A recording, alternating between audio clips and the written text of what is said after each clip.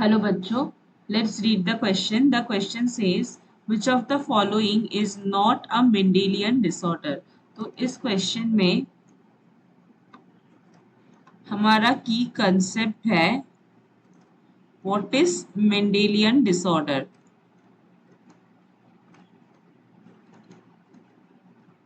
Right. तो genetic diseases को हम दो कैटेगरीज में डिवाइड कर सकते हैं. जेनेटिक डिसऑर्डर्स मतलब डिसऑर्डर्स जो जीन या क्रोमोसोम रिलेटेड हो. उसमें से एक सेट ऑफ डिसऑर्डर्स को हम बोलते हैं मेंडेलियन डिसऑर्डर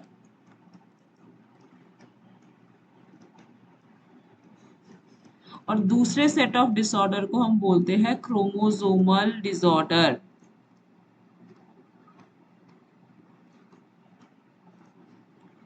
अब ये जो मेंडेलियन डिसऑर्डर है that happens because of the mutation on a single gene या फिर single chromosome.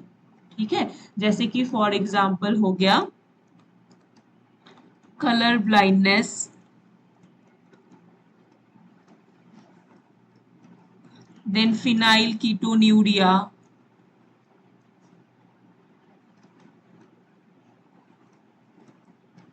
then for example cystic fibrosis,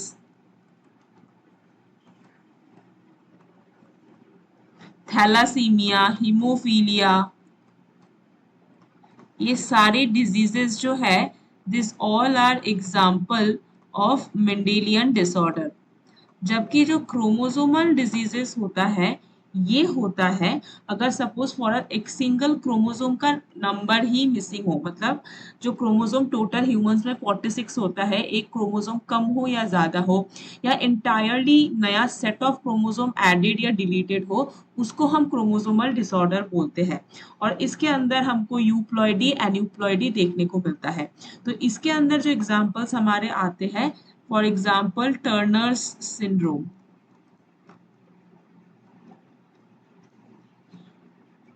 Down syndrome. These are some of the example of chromosomal disorder. तो अब इस question में हमें पूछा जा रहा है कि कौन सा एक मेंडेलियन डिसऑर्डर नहीं है.